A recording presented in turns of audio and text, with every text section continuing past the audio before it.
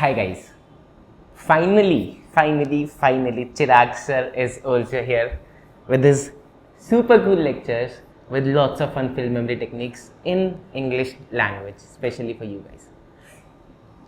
But bhaiya, this banking chapter, why this banking chapter? I was thinking of leaving this chapter and I find this chapter very difficult. That's why the banking chapter. Do not worry, if you haven't studied this chapter till now, if you are finding this chapter very difficult, you were thinking of leaving this chapter, after this video, this will be one of your most favorite chapters, I guarantee. Guarantee. You are studying from the most coolest teacher ever. Do not worry. I'll make sure that you understand this chapter very well and you remember most of it with the video itself. You'll have to put very little effort and you'll get very high reward. Do not worry. Just be with me, bear with me for the next half an hour. In the next half an hour, you yourself will get to believe that this is going to be one of the most fun and one of the most easiest chapter ever. Right? So this is my first video which I am shooting in English. I have uploaded a lot of fun-filled videos in Hindi. So if you are new to my channel, please do subscribe to this channel. I'm going to take a lot of marathons, a lot of revision videos in English just for you guys. Any special queries, any special requests, you can comment down. I'll take care of that as well. So shall we start? Yeah, definitely. So banking. See the super cool notes, super cool teacher. Let me start with a story. That is my specialty, teaching with stories. So what do you know about banks? You have seen a lot of banks here and there, HDFC, SBI, ICAI. What are these banks? These are commercial banks. What do commercial banks do? Basic normal functions: accepting deposit, lending deposits, giving loans, accepting deposits, issuing bank guarantees. These normal functions, these are the banks that you see everywhere and around yourself. So what happened? All the banks were located in cities before. So the village people started pouting their mouths. Why are all these banks located in cities only? We also want our bank. We also want to deposit our money. But the RBI was not that much interested to open a bank, to do that much of capital investment in the rural areas, villages areas. So what he did was, RBI suggested to the village people that you guys do one thing now. You guys just set up a cooperative bank. They asked, what is a cooperative bank? Cooperative bank means some of you people form a group. Those people who have extra money, who want to deposit in that money in the bank. Those people who need that money, get that money from the bank at some rate of interest. That way you'll get the features of bank in a cooperative manner, and we will name that a cooperative bank. So they tried the idea quite worked, but they thought that we need our own banks. We are not going to settle for this. So they again pouted their mouths. We are going to protest if you are not going to set up a bank, especially for us.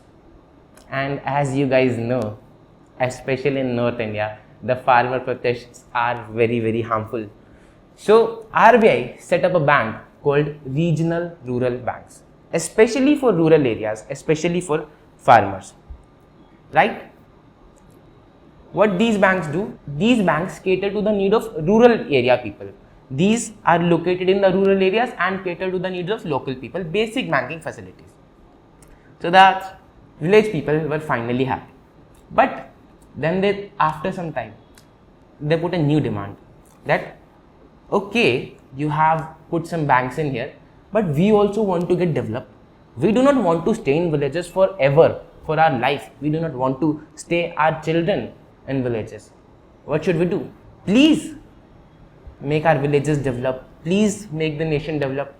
So for development, you need a lot of funds. You need to build bridges, you need to build roads. So RBI set up a special bank again, that is called a development bank. Where is the development bank? Here is the development bank. You can see in the picture, right? So what happened? First there were commercial banks. The villages people pouted their mouths. We want our own banks. So RBI suggested for cooperative banks. they did not settle for the cooperative bank, so again pouted their mouths and they got the regional rural bank. They were not happy with the regional rural banks as well, so they demanded for the development bank. The development happened, development banks were set up, development started happening, villages, roads were built, bridges were built, and now the children of those farmers, children of the village people started moving out to new places and started doing their own small businesses, setting up their own small enterprises. So now the village people put up a new demand. We also want a special bank for our children that can help them cater to their needs. That's why for small finance, because the village people, the children of the village people are setting up small industries, small scale enterprises, some of clothing, some of candy shops or something. So they need small finance. Their fathers or ancestors were not very rich. So for catering to their small financial needs, RBI set up a small finance bank, right? How many banks till now? Commercial banks, cooperative, regional, rural development and small finance bank. So now, city people were seeing all this. Village people are just pouting their mouths and they are getting all what they want. So they also started pouting their mouth. City people. RBI came. Now what do you want, guys? You already have a commercial bank. You have world-class HDFC bank, world-class facilities in ICICI, and what do you want? They said, we agree that we have good banks, we have big banks like SBI, but whenever we go to SBI, people are standing in long queues and we do not want to do that. We want comfort of our home. We want to do banking from our mobile while eating pizza on our couches. So RBI set up a new bank, which is a payments bank, which you guys must be already knowing. Paytm Payments Bank, Airtel Payments Bank, right? So this was the complete story. The story was false. So do not do the fact check of the story. I created the story out of my imagination just to make you guys remember, because I told you that you are studying from the coolest teacher ever, right? So now do you remember? First there were commercial bank, then the village people were not happy. RBI suggested cooperative bank. They pouted their mouths again. So they got regional rural banks. Now they demanded for development and they got development bank. After the development happened, their children moved to new places and set up their own small enterprises. So to finance, RBI set up a small finance bank. City people were seeing all this and they also started pouting their mouth that we also want a new bank for the comfort of our home. So RBI set up payments bank, right? These are the categories of bank, types of bank. Now let's read. So guys, one important information, that this is a revision video. So you do understand that I cannot explain each and every line and I cannot read each and every line for you guys, but I'll be explaining most of the concepts and we'll be reading these red keywords. What are these red keywords, sir? These are the keywords that you need to quote in the ICAI exams. You do not need to remember word by word each and every line. You need to quote these red keywords, underline them. At least these keywords will fetch you full marks or very good marks, right? You can write the rest of the sentence in your own language by framing your own sentences, but at least these keywords, these are the main keywords in the sentences. Shall we go next? Okay. So we were on types of banks. Commercial banks, these are the most widespread banks. You must have seen these everywhere. What are its two main functions? Accepting deposit and granting advances. Then regional rural banks. These provide basic banking and financial needs, or these cater to the basic banking needs and financial needs of rural communities, right? Take any state's name and add Grameen Bank, Punjab Grameen Bank, Tripura Grameen Bank. Grameen means rural, villagers bank, right? Cooperative bank, these are registered under the Cooperative Societies Act or the Multi-State Cooperative Societies Act and usually cater to the needs of agriculture and rural sectors, right? We understood this. Some of the examples, Gujarat State Cooperative Bank, etc. Then payments bank, these banks accept restricted deposits but cannot issue loans and credit cards. Neither of you guys would be having a Paytm credit card. Some of you might be having a Paytm debit card, but none of you would be having a Paytm credit card. because these cannot issue credit cards or loans. Okay, but however, these can provide ATM cum debit cards, internet banking, mobile banking facilities. Example, Paytm Payments Bank, Airtel Payments Bank. Next, there are development banks. These provide funds for infrastructural facilities like roads, bridges, etc. Example, IDBI, SIDBI, Small Industrial Development Bank of India. And lastly, small finance bank. These provide basic financial and banking facilities to small and micro business units. Remember, the children of the villagers set up their small units, small enterprises, right? Example are Equitas Small Finance Bank, AU Small Finance Bank. So this was your first topic. Let us move on to the next topic. Okay, I hope you guys are enjoying the lecture. Please do like and comment, because this is my first time recording an English lecture and I'll be waiting for your comments. Very eagerly waiting. Let us move on to the next topic. Reserve Bank of India. Who is Reserve Bank of India?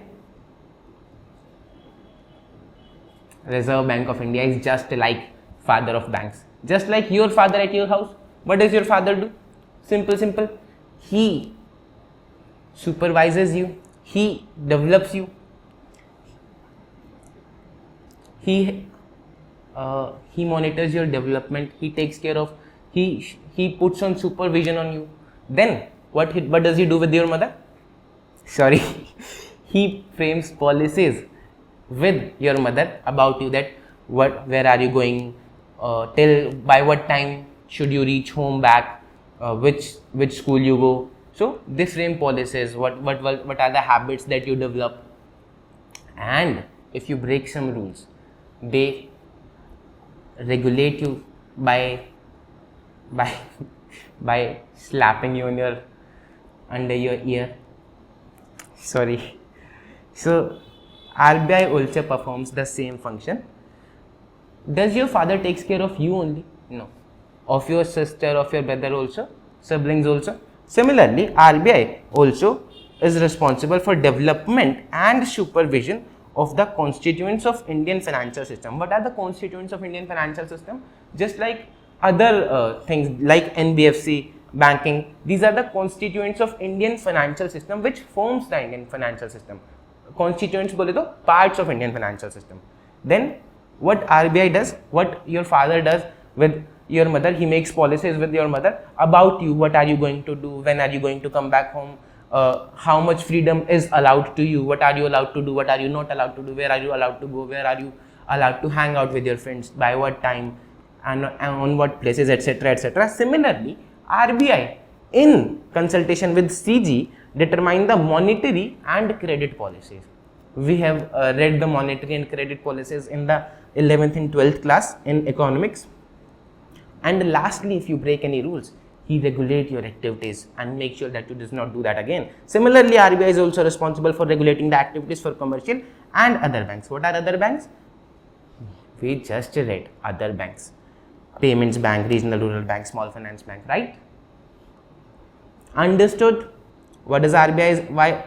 What are the activities for which RBI is responsible for? Development and supervision of constituents of Indian financial system, determining with CG the monetary and credit policies, and regulating the activities of commercial and other banks.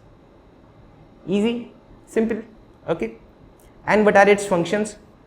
What are the functions of your father? When do you go to your father? To ask money. He is your father, not your ATM card, okay? But you only go to ask him money. Okay, he provides you money, one function. But does he provide you all the money that you ask for? No, he provides you, he regulates the issue of money. He regulates the issue of currency to you, so that you do not get spoiled. You do not fall into bad habits. You learn the value of money. Similarly, RBI do. He performs the function of issue of currency and regulates the issue of the currency, so that the excess money does not flow into the market, so that our value of our currency does not get depreciated in the international market, or the inflation does not increase in the economy. These are all the basic functions that you guys must be already knowing about. Then RBI acts as a banker. We have already read it in 11th and 12th class economics. RBI acts as a banker to CG and SG. plus to commercial and other banks. All the banks go to RBI. CG, central government and state government also go to RBI. Let's read the next part then. Reserve Bank of India is the regulating body. It is responsible for development and supervision of the constituents of Indian financial system, right? Determining monetary and credit policies with central government, regulating the activities of commercial and other banks, right? Yaad ho gaya? Do you remember now? Please do like the video and tell me in the comment section. Important functions of RBI: issuance of currency, regulation of currency. Dekho, issuance of currency, regulation of currency. Then acting as a banker to CGSD and to commercial and other banks, and regulating the activities of commercial and other banks. Simple, easy peasy. Now, very important line: no bank can commence the business without obtaining license from RBI, and RBI has also power to inspect any bank, right? So we have completed one more topic. Now moving on to the next topic. This is a very basic topic. What it says is banking operations are conducted only at branches, while other offices, there are some back offices which you do not visit, which general public is not allowed to visit. There the policies are framed, there the internal control rules are framed, there every rules and regulations are framed. There are the data of the bank is recorded there. The back office employees, when you become CA, so a lot of CAs work in banks. So what do? They do not count the cash on the counter that, okay sir, I'll deposit 10,000 rupees in your account. They do analysis part, they do the policy part, they frame the internal control of the bank. So these are all the functions located in the back offices of the bank. So there are two types of offices. First are branches and there are back offices. All the operations, accepting deposit, giving money, lending money, these are done at the branches, and the framing of internal control, framing of policies are done at the back offices. Understand? While other offices act as controlling authorities or administrative offices. I'm laughing because this is my first time recording a video in English, and I'm getting a little bit nervous or getting a little bit fumbled in between. I'll improve with time, just like you are improving in audit, I'll improve in English. It is the effort that counts. No other teacher is doing this for you. And I was getting a lot of requests, Bhaiya please do it in English, Bhaiya please do it in English. A lot of teachers are doing it in English, but they are not the coolest teacher ever. They do not have memory techniques, they do not have stories in their books. So that's why I thought that, okay, I should do this. Please do tell me in comments how do you like it, okay? So these controlling and administrative offices also stipulate the delegation of powers and fix the responsibility and accountability, okay? So next is regulatory framework. What are the regulations that apply on a bank? Banking is a very regulated industry. A lot of regulations apply on the bank, and some of the regulations are there. You have to remember their names. I'll make you remember it. Do not worry.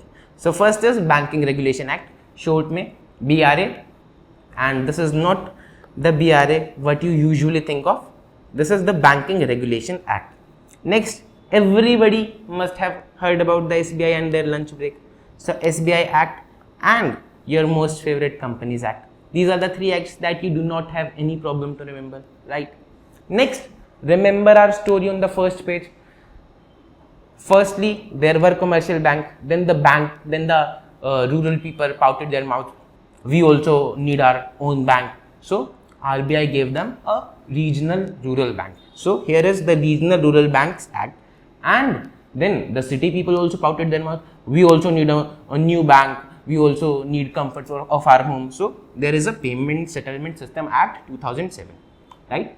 All the banking operations today are done on computers. So a very important act for bank is Information Technology Act 2000, and this last act is the favorite of ICAI, money laundering.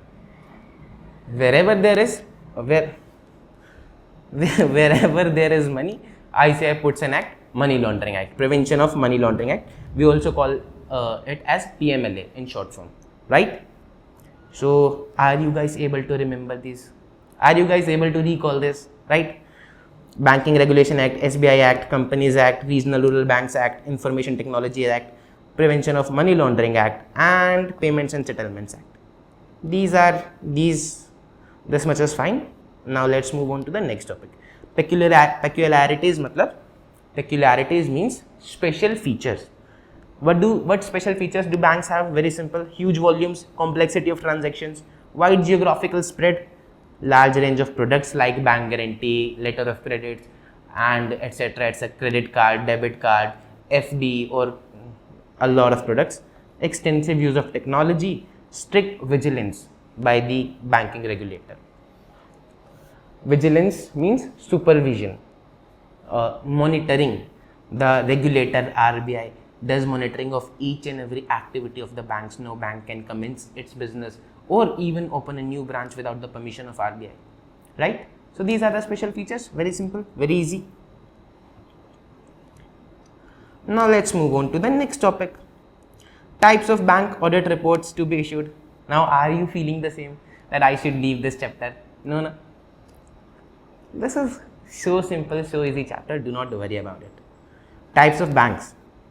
Types of bank audit report to be issued. The statutory central auditor have to furnish the following reports in addition.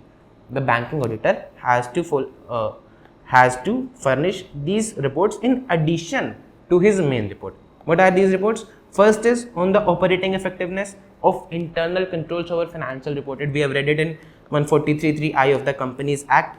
Okay, ICOFR. Next is LFAR. A lot of students are confused about LFAR. In your syllabus, there are just 4 lines on LFAR, and from those 4 lines, one line is very important, that LFAR needs to be submitted before 30th June of every year. This much you need to know about LFAR, not a lot of things. LFAR is a long form audit report in which there are some additional requirements, additional reporting requirements that an auditor needs to follow. It is as simple as that. Do not fear from the word LFAR. Compliance with the SLR requirements. What are SLR? Statutory liquidity ratio. We have read it in 11th and 12th class that banks have to keep a certain amount with RBI just to maintain the liquidity. That is SLR, statutory liquidity ratio. So an auditor has to report that has the bank complied with SLR or not. Simple, easy. Whether the treasury operation have been conducted in accordance with the instructions by RBI. Whether the income recognition, asset classification have been made as per guidelines issued by RBI. Whether there is any serious irregularity, and whether there are any instances of adverse credit deposit ratio. Easy, simple. Income recognition, asset classification. Basically, when you classify the asset as NPA, when you classify the asset as doubtful or substandard, standard, loss assets, etc., etc. And when do you recognize the income? You do not recognize the income on accrual basis on NPA. So, have all these things been followed by a bank or not? The auditor has to report on that. Easy. So, let us learn it now. This has a very simple memory technique. Repeat after me. LFAR, SALAR, Treasurer, Incomer, CRSR. Repeat again. LFAR, SALAR, Treasurer, Incomer, CRSR. LFAR बोले तो long form audit report.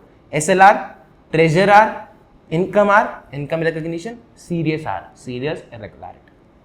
Right? Just repeat once again and you will remember it. LFAR, SALAR, Treasurer, Incomer, CRSR. Okay. Let us move on to the next. Just one more thing. Important. Report on the status of compliance by bank with regard to implementations and recommendations of Ghosh Committee and Jilani Committee. There were 2 committees that were formed. The Ghosh Committee.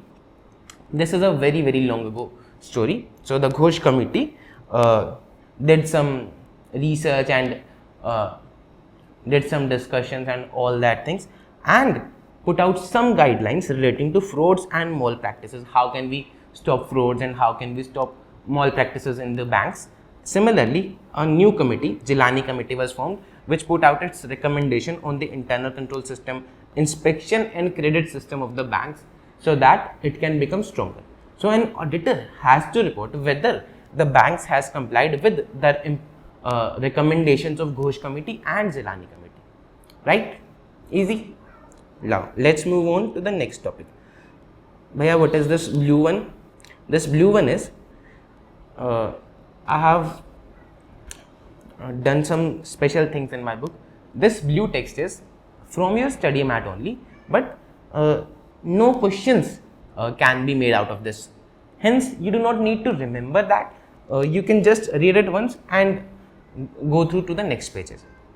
And as this is a revision video, so we are not gonna study this because this is not important for your exams. No questions are going to come from this. Okay. Now let's come on to the next topic, that is bank audit approach. Take 2 minutes, revise whatever we have revised. I'm just sipping some water and then we'll continue.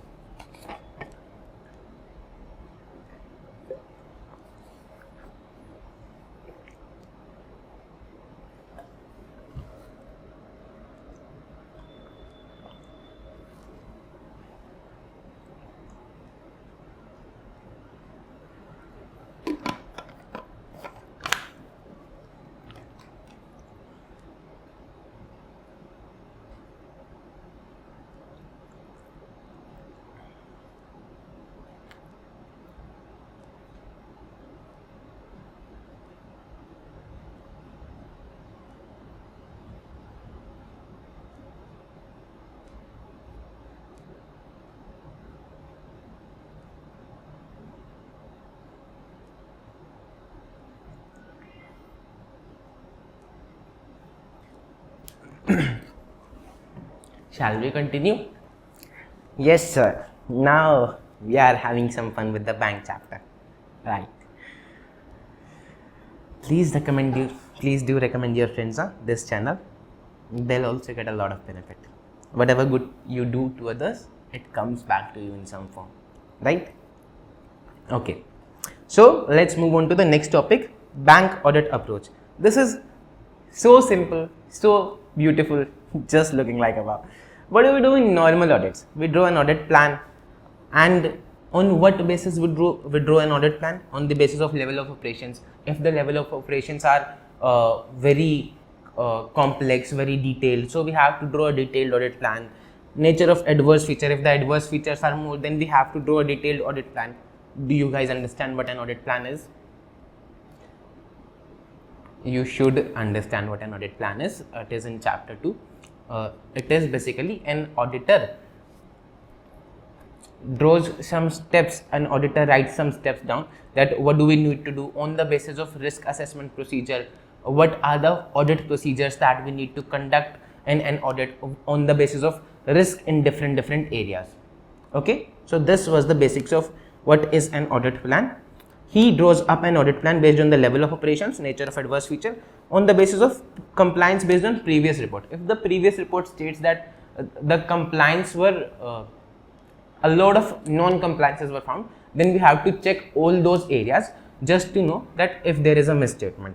And on the basis of audit risk and breach of internal controls, if the breach of internal controls are high, the detail in the audit plan is going to be more detailed. Okay. Then we need to understand the control environment of the bank. This is not special. In every audit, we need to understand the control environment. A bank should have appropriate controls to mitigate its risk. And these are some example of internal controls, just like segregation of duties, approval of transaction, reconciliation of positions, setting up limits that no customer, if my limit is 50,000 of a credit card, I should not be able to withdraw 10 lakh rupees from that credit card, right? I should not be able to spend 10 lakh rupees, setting up limits. And on what basis my 50 lakhs or 50,000 limit is determined, that is also a very important internal control.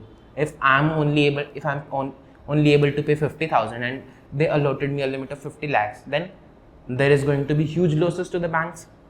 Reporting and approval of exceptions and physical security and contingency planning. Suppose there is one person who hacked the banking system and transferred a lot of money to his account. When the people get to know about it, the internal controls were very strong. Immediately, in 2 days, the banking authorities got to know about it. What the guy did, he paid 20,000 rupees to a goon, and that goon came in the bank and destroyed the physical servers with a baseball bat. So physical security is also important. Okay, control environment also consists of physical security and contingency planning. Next is engagement team discussion. The engagement team should hold discussion to gain a better understanding of banking environment and its internal control and the potential for misstatements, right? What are the misstatements that we can find, potentially could find in this banking environment? All these discussions should be appropriately documented. Very common sense. We document each and everything. Okay, each and everything. These discussions are ordinarily done at the planning stage of audit, just so that we can decide what are the further audit procedure that we are going to apply in the audit, right? What does this engagement team discussions includes? Errors that may are likely to be occur, errors that have been identified in the previous years, methods by which fraud might be perpetrated by the bank personnel, the methods by which the people can do frauds in the bank. If there is not appropriate access of authority, if there is not appropriate access control, I can access anybody's system, or I can access anybody's account in the bank, so I can do fraud there. So the engagement team discusses the methods by which fraud might be perpetrated by the bank personnel. Audit responses to engagement risk, pervasive risk and specific risk. Need to maintain professional skepticism. We need to maintain professional skepticism and need to alert for information that indicates a material misstatement may have occurred. All these, the engagement team does all these, takes into account all these points into their engagement team discussion. Okay, so what are the advantages of such a discussion? Very common sense topic. We can put specific emphasis on material misstatement due to fraud, and we can provide appropriate responses to fraud risk. We can provide appropriate procedure, we can plan appropriate procedure, and we can detect the we can detect the risks of material misstatement due to fraud or error. It enables the engagement partner to delegate the work to experienced engagement team member. If an area is very risky, if the cash area is risky, or if the accepting deposit area, or if one area is very risky, the engagement team partner will delegate an experienced person to that area and not an article. If an area is not at all risky or might be somewhat immaterial side, so an engagement partner can delegate an article to that area. Understood? Next, to determine the procedure to be followed when the fraud is identified. Next, audit engagement partner may review the need to involve specialists to address issue relating to the fraud.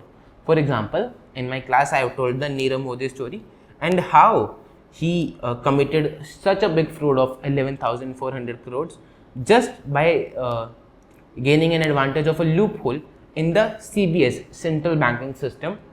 So auditor will determine, engagement partner will determine if there is a need to involve the specialist.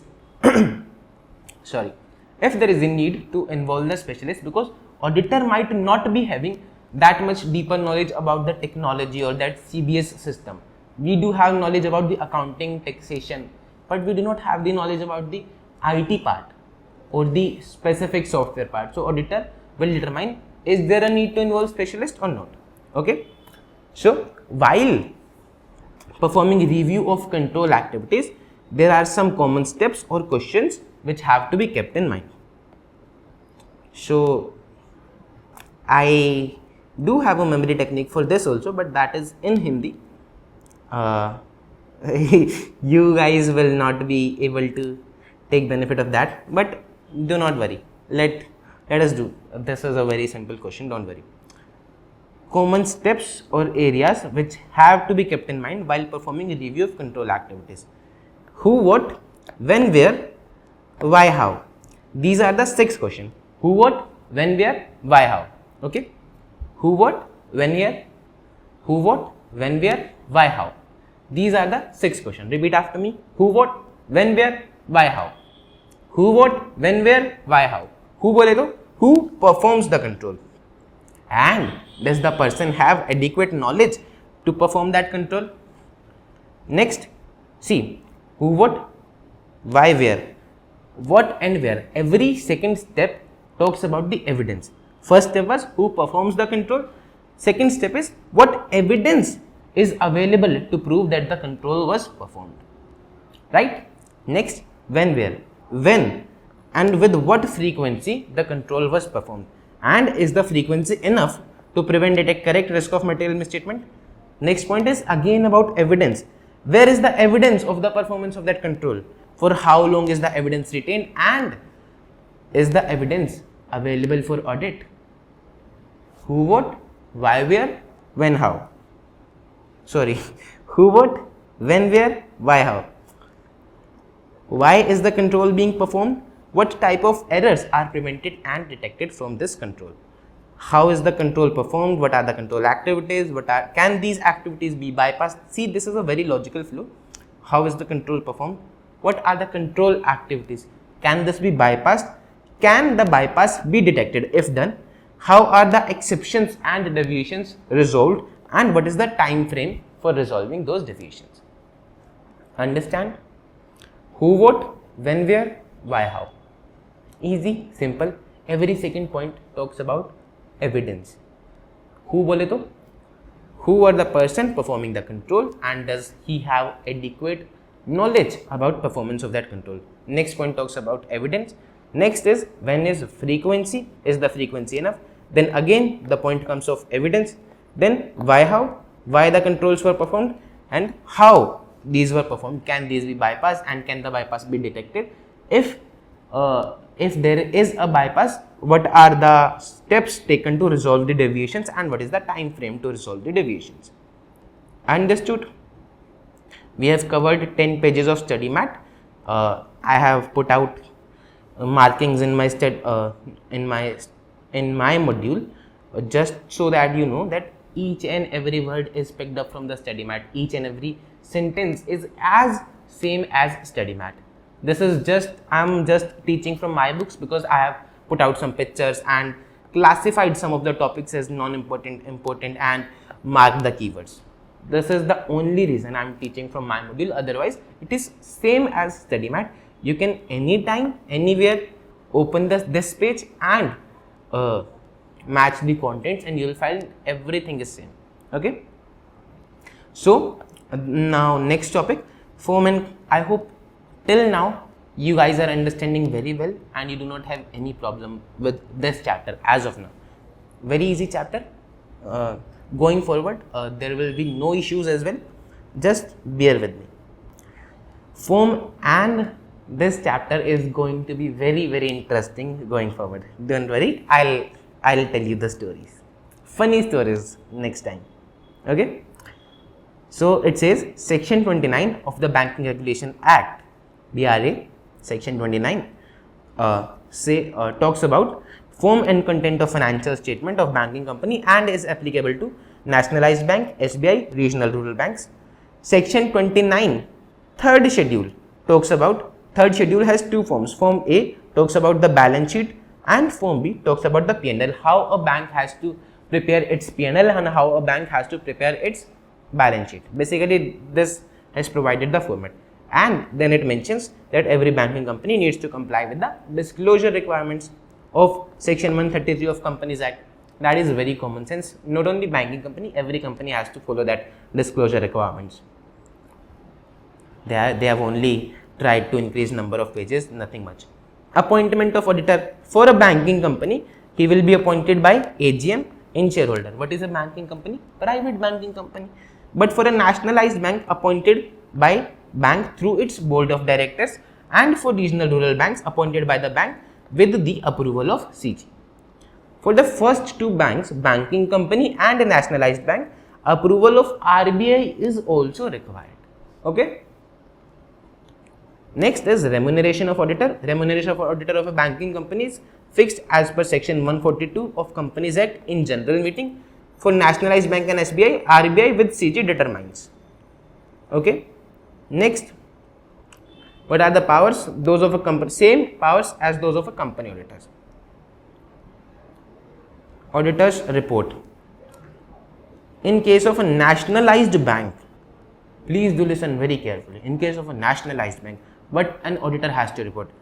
Same things, but in case of a nationalized bank, what if whether the financial statement presents a true and fair view, and in case he had called for any explanation, whether those were satisfactory, whether or not the transactions are made within the powers of the bank, okay, and whether or not the returns received from the offices and branches are adequate. What kind of returns? See, an auditor takes a lot of information from the branches because bank have very wide geographical spread. So an auditor cannot go and audit each branch. So he takes the audited financial statements, he takes the audit report from the branches and any other information, whatever is required, whatever he feels is necessary for audit, he takes. So whether or not the returns received from the offices have been found adequate for the purpose of his audit, and any other matter which he considers should be brought to the notice of CG, he should include in his report. Easy, 4 points, super easy. Same again, the report of auditor of SBI is also to be made to CG. This was nationalized bank, but SBI is also to be made to CG. Okay. Now, what would be the format of report? The auditor has to make sure that his report complies with the requirement of essay. He should ensure that not only information relating to number of unaudited branches is given, but quantification of advances, deposited interest income, interest expense has also been disclosed. Bhaiya, why there would be any unaudited branches?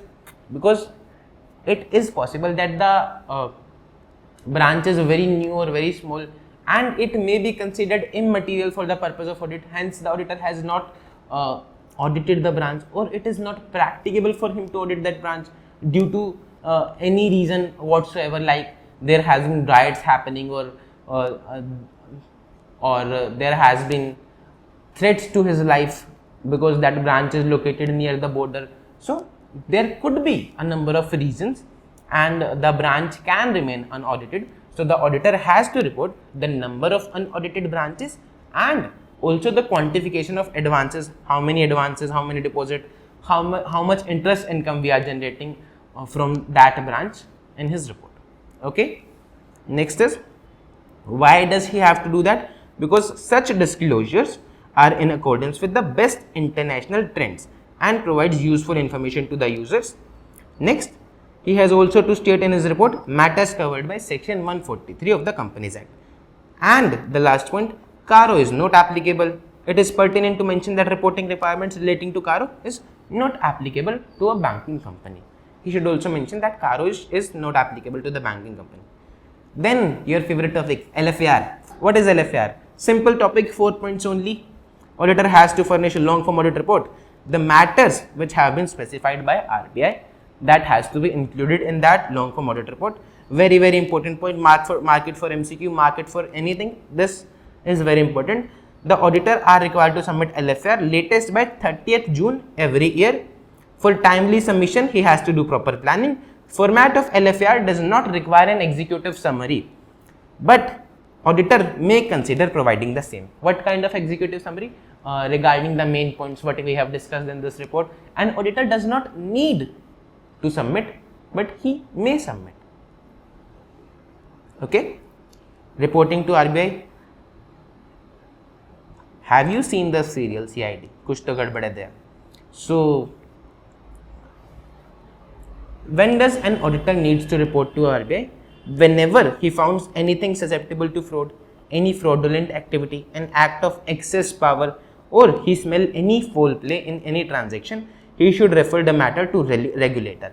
Any failure on the part of auditor knowingly, see, any deliberate failure should render himself liable for action. Okay. This was important.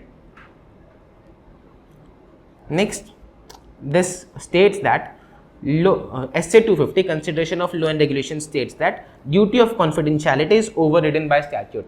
If you find any fraud or if you find any excess in any act of access power and you want to tell this to the regulator, you should not say that this is confidential, client's data is confidential, hence I cannot tell the regulator. The duty of confidentiality is overridden by statute. Statute is above confidentiality. Okay. Next is SA 240, the auditor's responsibility relating to fraud in an audit of financial statement. The auditor has to obtain reasonable assurance that the financial statement as a whole are free from material statement. Same common sense thing. Next, it must be noted that auditor is not expected to look each and every transaction but to evaluate the system as a whole. He cannot look the crores of transaction. He has to evaluate the system as a whole, and he has to keep in mind while performing his normal duties, if anything comes to his notice, he should report it to RBI. He should not go looking for it while doing his regular operations, while conducting his normal audit. If anything comes to his notice, he should report it to RBI. Okay. Next is conducting an audit. Initial consideration by the statutory auditor.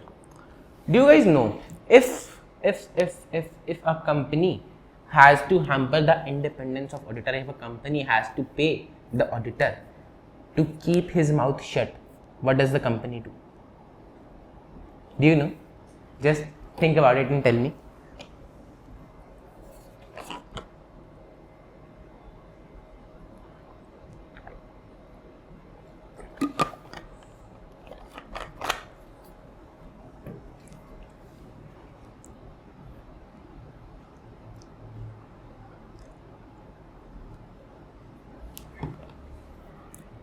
It cannot offer money directly to the auditor and put it into its financial statement except for the fees. What does the company write? Bribe to auditors? No. Instead, they use a fancy term. We have taken consultancy from the auditors and the audit fees is 20 lakhs and the consultancy fees is 50 lakhs. We have taken consultancy from auditors on how to strengthen our internal controls. So this is a most common way to bribe the auditors. Okay. So in case of a banking company, RBI has strictly regulated the banks and strictly advised not to do that. Initial consideration, if the auditor has taken any loan from the bank, the auditor has to declare that he has taken this much loan from the bank. Suppose if an auditor has taken a 10 lakh rupees home loan from the bank and tomorrow he finds out that there a fraud has been conducted in the bank. The auditor wants to report it to RBI. The bank management says, okay, you want to report it to RBI, report it, but before that give us our loan back. So what will the auditor do? He would be in a compromised position. That's why 2 points, very important. Declaration of indebtedness. These are the initial considerations before starting an audit. Okay, declaration of indebtedness. The RBI has advised that the banks, before appointing their statutory auditor, should obtain a declaration of indebtedness. Indebtedness refer to the situation of owning money to the bank. Next, internal assignment in banks by auditor. RBI has decided that audit firm should not undertake statutory audit assignment while they are associated with internal assignments. If you are undertaking any internal assignment, you should not take the statutory audit assignment for the same year, like concurrent audit, etc. Okay, these 2 points are very clear. Hope so. Next, we have already read the after part very well. Then the auditor will do planning according to SA 300, planning and audit of financial statement. He will do quality control procedures regarding the acceptance of client relationship. He will understand the terms of engagement as per SA 210. These are the terms that we study in chapter 1, chapter 11. So I am assuming that you guys have already read those chapters, I'll try that I'll make some videos for that chapters as well, so that you guys can enjoy those chapters as well. But for now, we'll continue and I'll not go in detail in this video.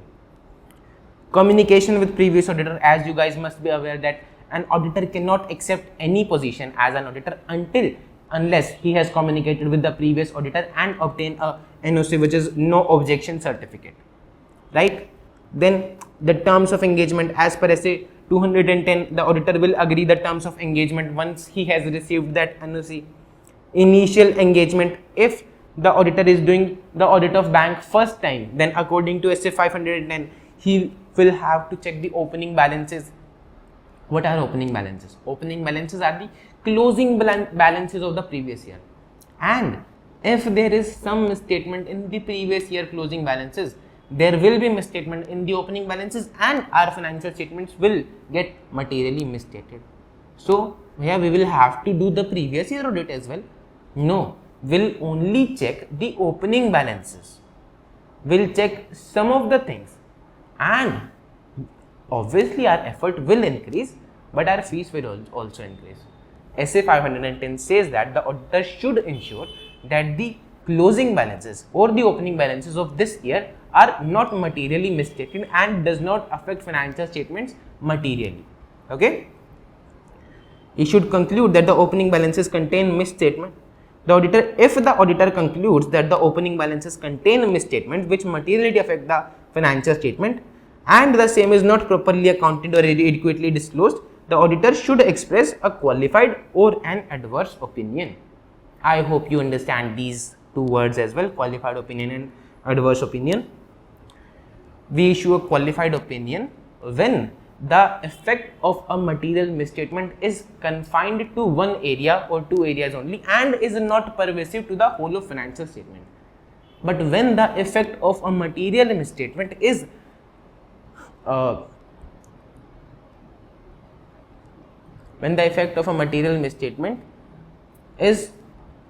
when a material misstatement adversely affects whole of the financial statement, when the effect is pervasive, then we issue an adverse audit opinion.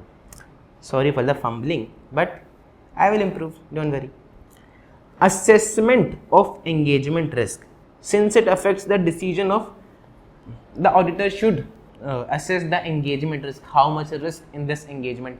Is the risk very, very high that I'll get a lot of issues after accepting this engagement? So the auditor usually decides to withdraw from that engagement, does not accept that engagement. Hence, this point says that the assessment of engagement risk is a critical part because it affects the decision of accepting the engagement. Okay. Next part is establishing the engagement team. The assignment of a qualified and experienced professional is an important component. You cannot hire a army of articles and send it to a bank that check each and every transaction. You have to assign some experienced team members, some less experienced team members, some senior, some manager to an audit. That is a very, very important part. And the persons who have experience in the same field should also be needed so that they can look into the intricacies of the transaction. Next is understanding the bank and its environment. SA 315, we already know. The auditor should identify and assess the risk of material misstatement, whether due to fraud and error. Acha, please do listen to me one minute. See, this point was initial consideration by statutory auditor. In the point conducting an audit, there are 18 points. You should not, or you will not have to write 18 points for 4 marks. You do understand this very well. So there are some points which can be asked as a separate question and which will be asked as a separate question only. They will not ask you to just tell us the steps for conducting an audit for a bank.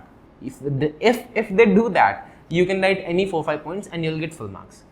They will not do that. They will ask some specific questions like what are the initial considerations while conducting an audit.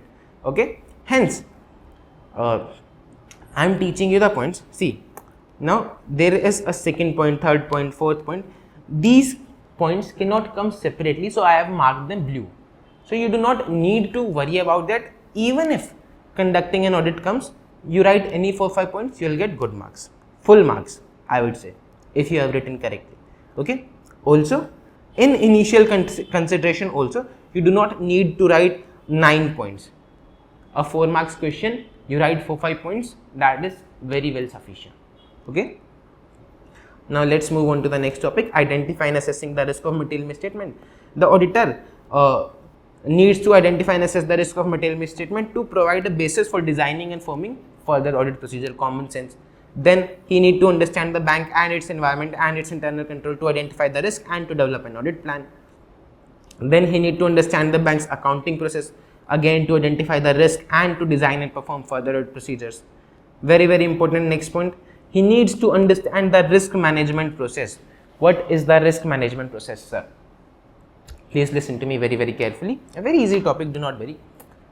A bank put together a team to manage its risk. Sir, what kind of risk? There is a risk that if today all of the people, a lot of people come to bank to withdraw their money, the bank will not be able to provide them with their money. You do understand that a bank keeps a certain amount of liquidity with their branches just to ensure that there is enough liquidity to provide for the daily withdrawals. If a lot of people or most of the people come to the bank in one day and say that we want our money back, please, we want to withdraw our money, the bank will not be able to handle it.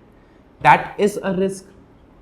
Again, there are some customers who purchase goods from foreign and deals in foreign currency. Foreign currency is very, very fluctuating. So the bank hedges its risk in the financial market. So if the interest rates or the market rates of some currency fall down or rise very quickly, the bank could experience a very, very big loss. That is a risk. Next, I told you that there are a numerous number of laws and regulations that apply on any bank. So if something change in some law and regulation and the bank is not aware about that and does not act according to that, the bank can be closed down by the court. That is a risk. So these are the different kinds of risk, and banks put together a team which is called the risk management process to mitigate this risk. Understand? Bhaiya, my regular teacher also did not teach this much detail. Do not worry. I just wanted to make sure that you guys understand some important things. So, an effective risk management system in a bank generally requires oversight and involvement in the internal control process by TCWG. Who is TCWG? Those charged with governance. So, an effective risk management system requires oversight and involvement. If the TCWG is not caring about the risk management system, so why would the management or why would the low level employees care? They'll just ignore it and they'll scroll TikTok. So the involvement and oversight of TCWG is very, very important, and they should approve written risk management policies. The policies should be consistent with the bank's business objective and strategies, capital strength, management expertise. Next, identification, measurement and monitoring of risk. An effective risk management system requires identification, measurement and monitoring of risk. Risks that could significantly impact the achievement of bank's goal to be identified, measured and monitored against pre-approved limits and criteria.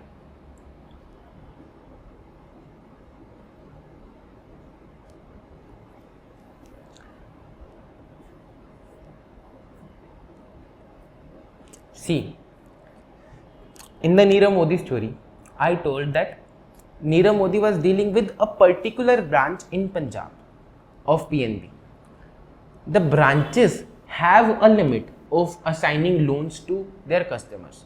This is a limit that banks set, that for this branch of Punjab, this can lend this much amount. This branch of Punjab can lend this much of amount. This branch of Haryana can lend this much of amount. Why are these limits set? So that no branch should lend all of the amount of the bank or a huge amount of the bank that could tomorrow incur heavy losses to the bank. So these are pre-approved limits and criteria that a bank set. So, risk management system should identify, measure and monitor the risks that could significantly impact the achievement of bank's goal and should be identified, measured and monitored. You should be identified, measured and monitored. I hope you understand this now. Next, control activities. Risk management system. Effective risk management system requires control activities. A bank should have appropriate controls to mitigate its risk. What are the types of control? Segregation of duties, approval of transactions, setting up limits, reconciliation, same, physical security, approval of exceptions, etc. Okay. Then it requires monitoring activities, models, methodologies, assumptions should be regularly assessed and updated. A bank hedges its position in the currency market, the financial market, but how much position to hedge? That so that it does not pay all the amount in fees. The bank should earn profit also, right? So how much amount should it hedge? How much amount should it keep it with himself so that just enough liquidity to provide customers with the withdrawals and not to keep all the cash in the bank and lose out on the interest. So these policies, methodologies, models which decide that how much amount should be hedged, how much amount to be kept in the bank should be regularly assessed and updated. Okay. Reliable information system. The banks should have reliable information system that provide adequate financial operation and compliance information on a timely and consistent basis. That is a very, very common sense point. Okay. Now let's move on. Engagement team discussion. The auditor should have engagement team discussion to gain better understanding of bank and its environment and to assess the potential risks. Next is establishing the overall audit strategy. The auditor should plan the audit of financial statement in an effective manner to establish the overall audit strategy that we read in chapter 2. It involves, and he should involve his key engagement members while planning a audit strategy. What is a strategy? It sets the scope, timing and direction of audit. Okay, not going into details. He should then develop the audit plan with the involvement of all key members. Now next is an audit planning memorandum. He has done all the things. He has developed the plan, he has developed the strategy, he has held discussions, he has look out for the risk management system, he has done the initial consideration, etc, etc. Now the time has come to summarize it. The auditor should summarize the audit plan and by preparing an audit planning memorandum in order to describe the expected scope and extent of the audit procedures to be performed. In how much detail we have to perform the procedures, what are the scope that we are going to cover in audit, to highlight all significant issues and decision concerning reliance on control. What does the memorandum consist of? First is scope and extent of audit. Next is all these significant issues and risks. Third is decisions regarding decisions concerning reliance on controls. And fourth is this memorandum provides an evidence that we have planned audit appropriately and have responded to engagement risk, pervasive risk and specific risks. Okay. Then he should determine the materiality. Very common sense. Materiality कैसे determine करेगा? That is a matter of professional judgment and depends upon risk and reporting requirements of the bank. Next, he shall consider the going concern, events and conditions which may cast significant doubt on the bank's ability to continue in the long term. You guys already know what going concern is. And next is he shall assess the risk of fraud, including money laundering. In my class, I have told a lot of stories about how does the black money gets converted into white money, but as this is a revision, so we won't be going into much of a detail. I'll just tell you that what is black money. A lot of noise coming from outside, so we can take a 2 minutes break. You guys can read and then we'll continue.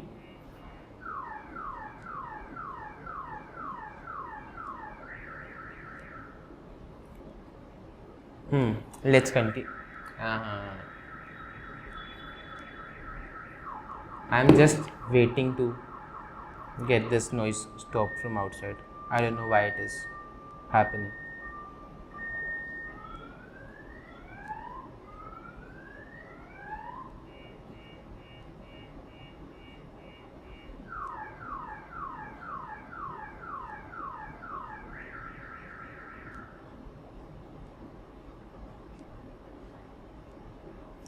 Let's continue. Yep. Why is this voice? So the voice has finally stopped, and we can continue the next topic. We are studying conducting an audit, and the 12th point is assess the risk of fraud, including money laundering. So an auditor has to assess that has somebody laundered their money, their black money into white money through the banking system. Okay, so RBI has what is black money?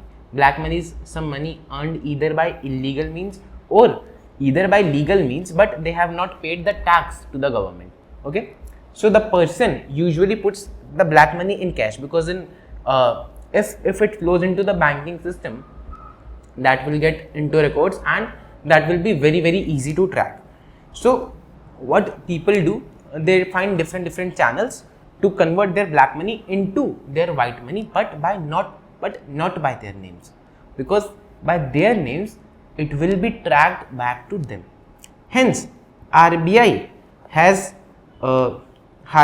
framed KYC norms, know your customers norms. RBI has issued guidelines on know your customers, anti-money laundering standards. The auditor has to report whether the bank has followed those or not. RBI has issued guidelines on know your customer guidelines, anti-money laundering standards, requiring banks to establish policies, procedures and controls to deter and to recognize and report money laundering activities. For this, he has to identify and assess the risk of material misstatement, and he should maintain an attitude of professional skepticism. Next, he has to identify specific risks, areas of specific risk of material misstatement. Next, there are risks associated with the outsourcing of activity. If a bank has outsourced his IT department, then there is a very major risk, because all the data, all the transactions are happening through IT systems only. Okay, so auditor has to determine all the risks associated with the outsourcing of activities. There are a number of risks associated with the outsourcing activities. Therefore, it is quintessential for the banks to effectively manage those risks. Responses to auditor risk. He has identified the risk of material misstatement. Now he has to design and implement overall responses, further audit procedures. Next is stress testing. What is stress testing, sir? RBI has asked the banks. RBI has required that all commercial banks shall put in place a board approved stress testing framework. What it is? It is just to check the robustness of software. For example, a software can handle 100,000 transactions per minute. SBI has a lot of customers, and suppose one day 2 lakh transactions or 2 lakh customers put on their requests on that same portal. Usually the frequency ranges between 50 to 70,000 customers, but on one fine day 1,20,000 customers put on that request at the same time. This can happen given the number of customers that SBI has or the HDFC has. So RBI has said that every bank should stress test its software, that if a little more number of transactions, over the limit transactions flows into the system, shall the system not crash. The system shall not crash and the data should record properly. That is a stress testing framework, which is testing beyond the limits of normal operations. Testing beyond the limits of normal operations. I hope you understand that. Next is Basel III framework. This again has a story connected with it, and we will not be going into the story. There was a subprime crisis, which was the 2008 financial crisis that happened because of the housing market crash. whole US economy crashed and there was a huge recession in the US economy and the global economy as well due to the ripple effect. Hence, after that recession is over, a document titled Basel III was launched. Before that, Basel I and Basel II norms we did have, but after that, Basel III norms were launched for more resilient banks and banking system.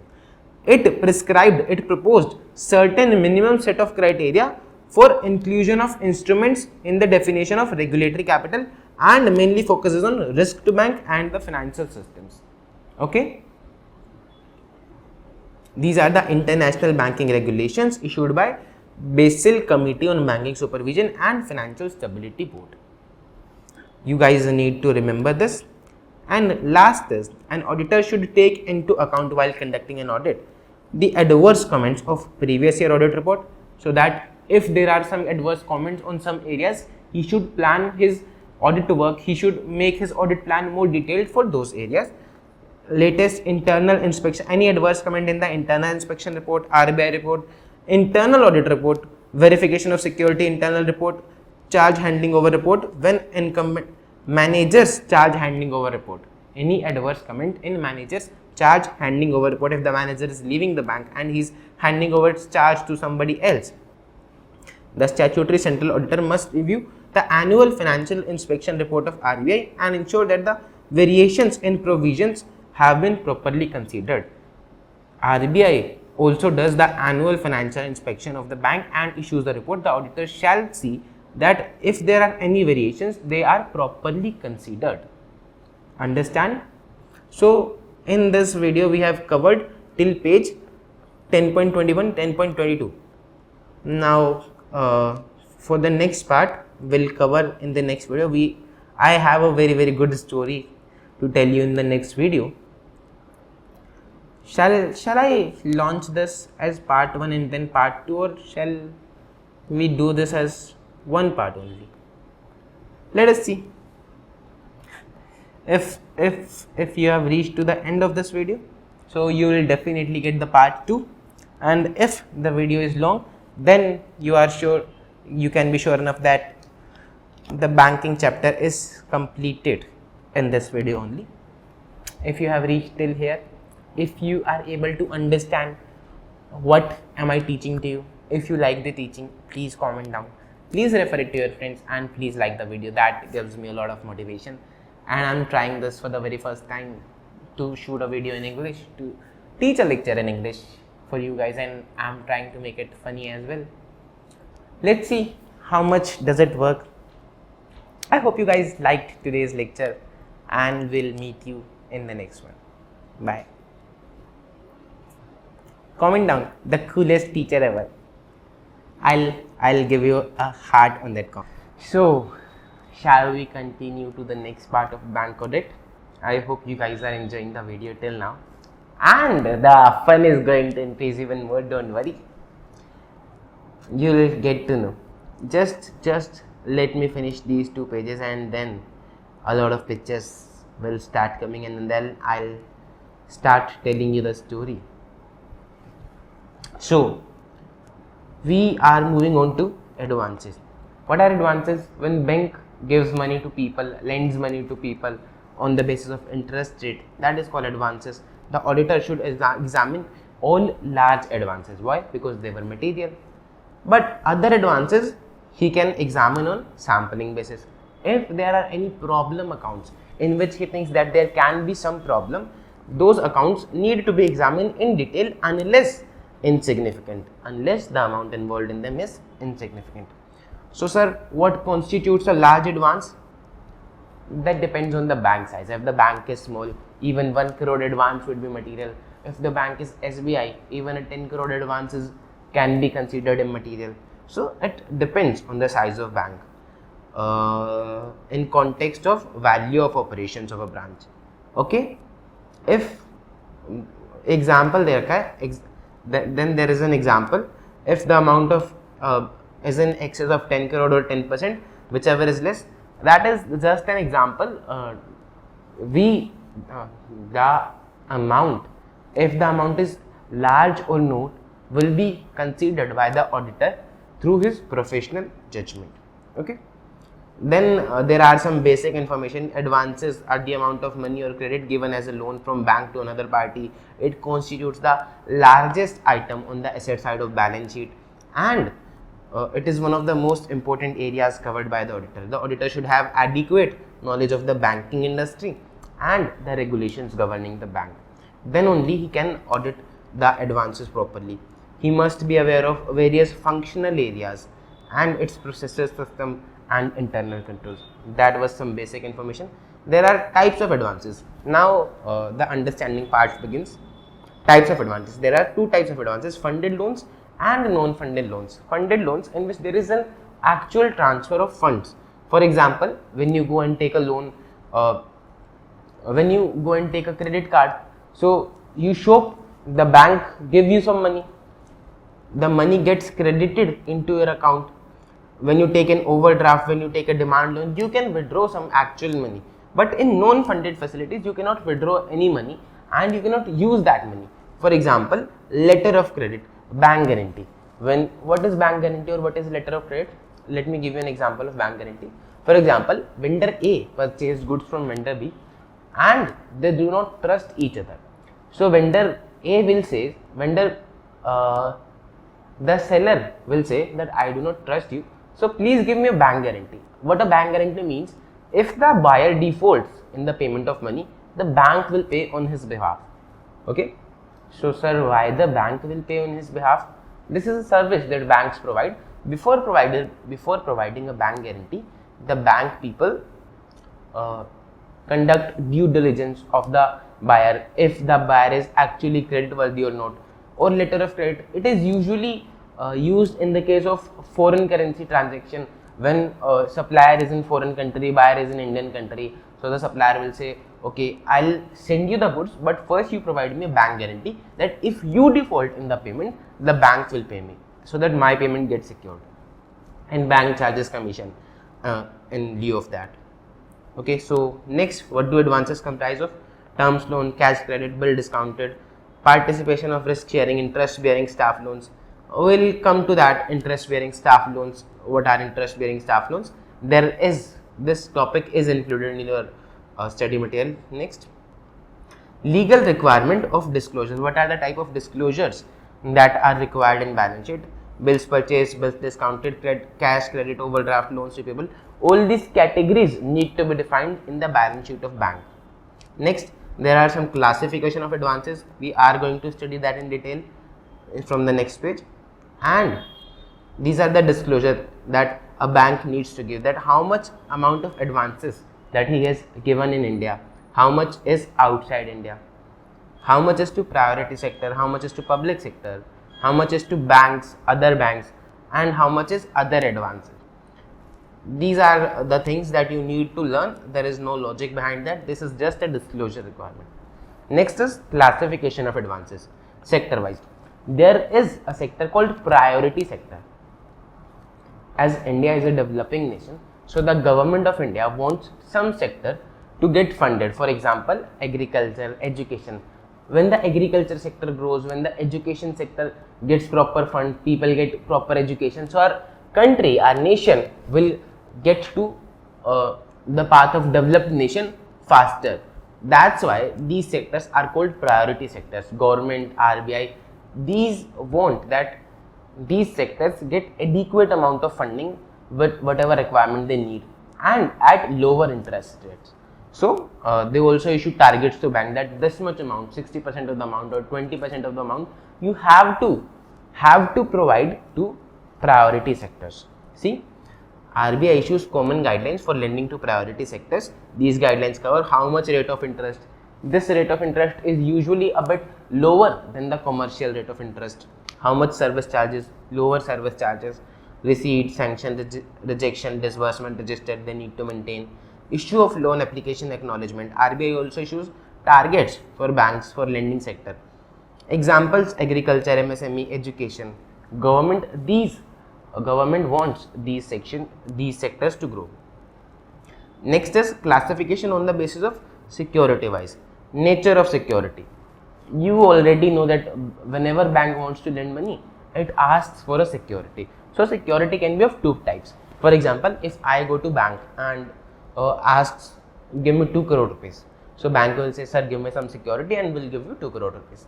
So I said, look, keep my house property papers and give me the amount.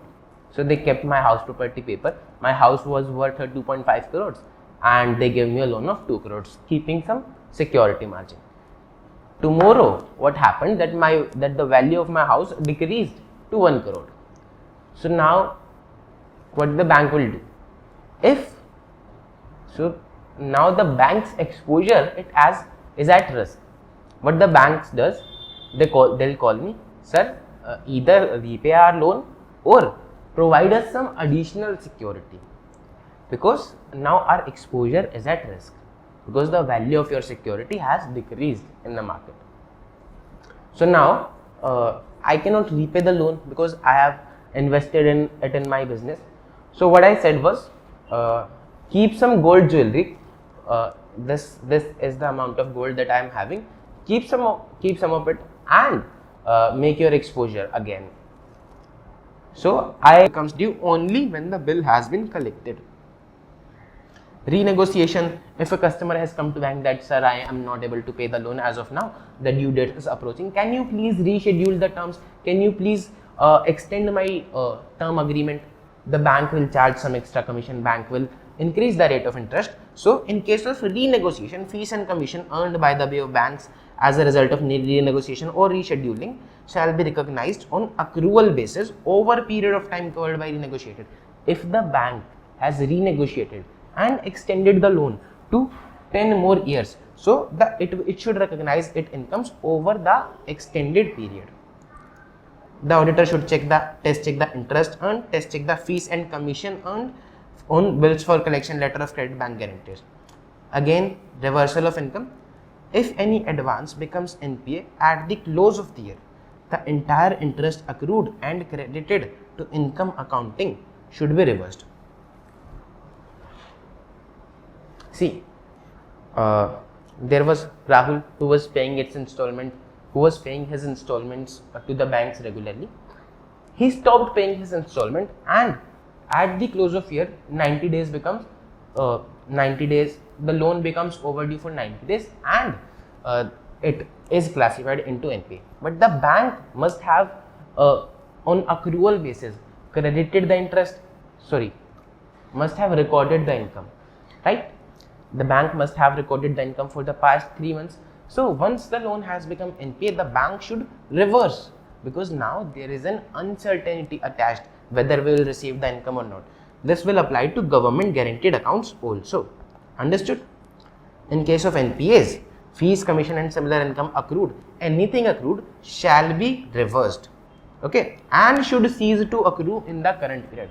Now we will not recognize it on accrual basis, it should cease to accrue, plus we will reverse what we have already recognized as income. In case of wrongly reversed income, it should reverse the interest and make provision for the relevant amount. Auditor should inquire if there are any large debits in the interest income account which have not been explained. It should be inquired whether any communication from borrowers pointing out the differences and appropriate action has been taken in accounts. See, if there is any dispute, if somebody is not paying the interest, the auditor should inquire if there is any communication from the borrower, and if there has been any communication, there has been any difference in the interest charges, whether the bank has taken that into consideration and whether appropriate action has been taken.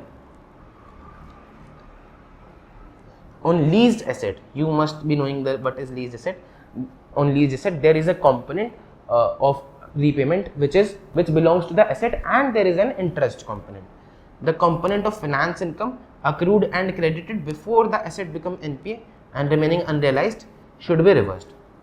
Up until the asset became NPA, we have recognized some interest on accrual basis, we should reverse that. On takeout finance, what is takeout finance? For example, you have taken a loan for the building and you think that I have taken this loan and 2 years has passed and now the rate of interest have declined a lot and I could save a lot of money in the interest income. So you go to another bank and ask him to do a takeout finance.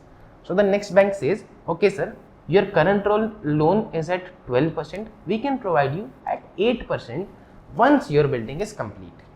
We'll pay the loan and you will shift the loan to us at 8%. So a takeout loan is a method of financing whereby a loan that is procured later is used to replace the initial loan, right? More specifically, a takeout loan or a takeout financing is a long-term financing that the lender promises to provide on a particular date. So around this date, we'll provide you a new loan, or when a particular criteria for completion of a project are met. So whenever your building is complete, we'll provide you a new loan at 8% and will repay the existing loan. Takeout loans are commonly used in property development. In case of takeout loans, if based on record recovery, the account is classified by the lending bank as NPA, it should not recognize his income unless realized. Same again, if account is classified as NPA, you should not realize the income. Objectives of takeout finance: to expand the sources of finance, to address issues, exposure issues, and to boost the availability of long tenure debt. 3 pages are left and just give me 5 minutes. Partial recoveries in NPA. In absence of a clear agreement for the purpose of appropriation of recoveries, adopt an accounting policies. See, when you have classified the account as NPA and after some time, by God's grace, the person has repaid you some amount of money. So, to what you will allocate the money? Towards interest or towards principal repayment? You can apportion as per accounting policies. You can divide it on proportionate basis, how much interest was pending and how much principal repayment was pending. You can divide it in that ratio and recognize that. Okay. The auditor should see if there is an absence of clear agreement for the appropriation of recovery, the bank has adopted an accounting policy and exercises the right of appropriation of recoveries in a uniform and consistent manner. It should recognize as per AS 9. When certainty attaches to realization, amounts reversed should be accounted.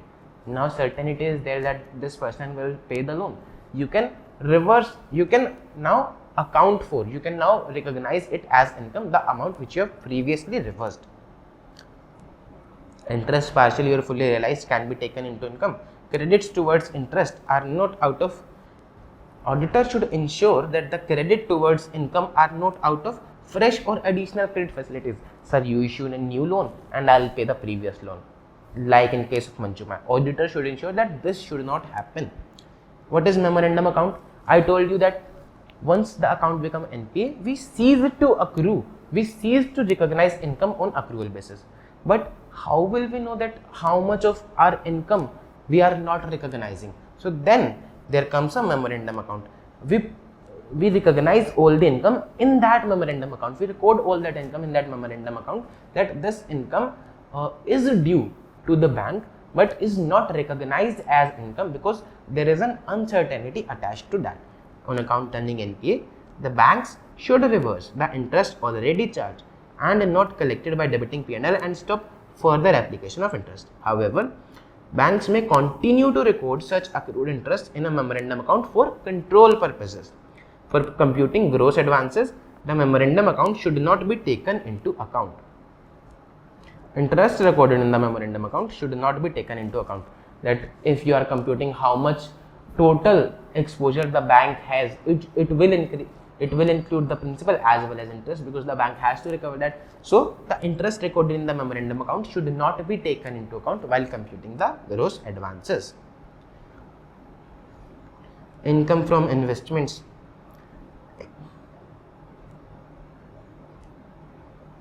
This includes all income derived from government securities except what will the income from investment include? Whatever investment does the bank has made, any income from that will come under income from investment except income earned by way of dividends from subsidiaries or joint ventures. Understood? Next, profit on sale of investment shall be taken into P&L and profit on revaluation investment shall be taken into P&L account. Next is expenses. A bank can classify its expenses under 3 broad heads: interest, operating, and provision and contingencies. I don't think ICAI is going to ask that. You can read that. Operating expenses are what? Rent, tax, lighting, printing, stationery. You already know these. 11th class accounting. How will the auditor audit the interest expenses? By ratio analysis.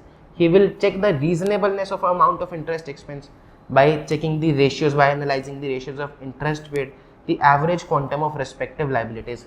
How much is the liability? Average rate of interest. So how much should be the interest expense? Auditor can calculate. Weighted average interest rate, deposited outstanding at the end of each quarter, weighted average interest rate, and compare this rate with actual average rate of interest paid. Auditor will check how much is the actual interest paid, what is the average of interest rate that the bank provides, and how much is the deposit outstanding. He will calculate is there is a significant difference between that or is there is an immaterial difference between that. Next, trend comparison. How much interest paid was in the previous year and how much interest is paid in this year. Obtain general ledger breakup for interest expense incurred on deposits, borrowing each month. How much interest bank has paid on borrowings which the bank has taken and how much interest bank has paid on deposits from the people. Analyze month on month cost analysis and document the reason for variances. Last month our cost was this much and this month our cost increased from 25%. So what are the reason for variances? Examine whether the interest expense considered in the cost. What we are doing? We are doing the analytical procedure as risk assessment procedure and substantive analytical procedures. The auditor should understand the process of computation of average balance and recomputation. This much we already know. After that, auditor should auditor should on a test check basis verify calculation that interest has been provided on all deposit. Interest rates are as per regulations that the RBI directive and agreements. Interest on saving accounts are as per rules framed by RBI. Interest on inter-branch balances are as per rules prescribed by head office and RBI. Simple, easy. Next, the auditor should just 2 minutes more. I know you are very tired baby, but just bear with me 2 more minutes. Last page pe to kuch there is nothing on the last page as well. Just one page is left. Auditor should ascertain whether there are any changes in the interest rate on the saving accounts. Auditor should obtain interest rate card for various types of deposit. There are different types of deposit: recurring deposit, fixed deposit. The auditor should obtain a interest rate card, how much interest you pay on this, how much interest you pay on this, and then calculate how much is the saving account, how much is the rate of interest on saving account, and how much interest should appear on the book and how much is appearing. This much. Examine the completeness that the interest has been accrued on the entire borrowing portfolio. Recompute the interest accrual, frequency of payment, rate of interest. Recompute that the amount is tallying with the amount as per books of accounts without any significant difference. For audit of operating expenses, he should see internal control. Are the trends matching? If there are any divergent trends, he should perform substantive analytical procedure and a test of details like supporting documents and check calculation. For audit of provisions and contingencies, the auditor should check compliances with the regulatory requirements are fulfilled. You always have to check that the compliances with the regulatory requirements are fulfilled or not.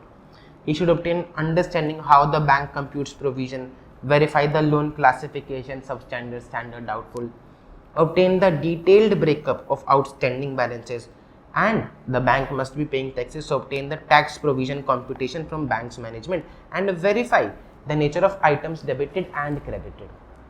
If the bank want to pay less tax, he will debit unnecessary items, so auditor should verify the nature of items debited and credited to the P&L.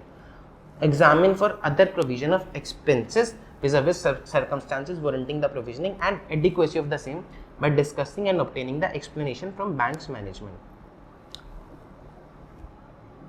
If the bank has made any other provision, he should discuss the same with management and obtain explanations for that. Disclosure for prior period item.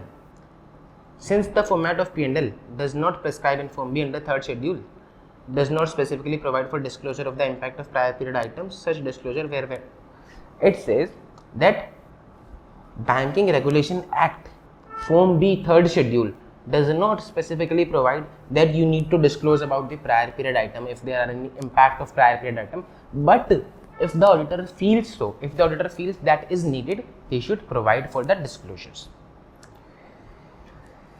So my sweet children, you have completed your banking lecture finally. How much time? It must be around 3 hours, at least 2.5. It has been around 3 hours approximately, but you have finally completed your banking. I hope you enjoyed this lecture. I'm talking in front of the camera and there are no students as of now for English lectures. I am recording it in the studio, hence there is a lot less fun. Also, I was a little nervous while recording the lectures in English, so but I tried my level best to make you remember all the stories, to make you understand all the concepts. So if there is any doubt, if there is any suggestion for me, if there is any feedback for me, you can WhatsApp me, and my number is already flashing on the screen, 9817664456. What I want from you guys is, I have seen a lot of comments, sir please provide lectures in English, sir please do this in English, sir please do this in English, South students are waiting, there is all the teachers are, this teacher is not teaching really good, the teachers who are teaching in Hindi are very good. See, let me tell you one thing. This is okay to write, and this is okay to ask from your teachers. You will, otherwise whom will you ask? But don't ever feel that if somebody is not teaching in English, then you are any behind from the Hindi students. Because if you see, a lot of we have all the best teachers in the industry on the YouTube. Still, the result is 12%. A lot of students do not study. They just find reasons that this faculty was not good. Again, I tried this faculty and this was worse than before. This was worse than ever. He was bad.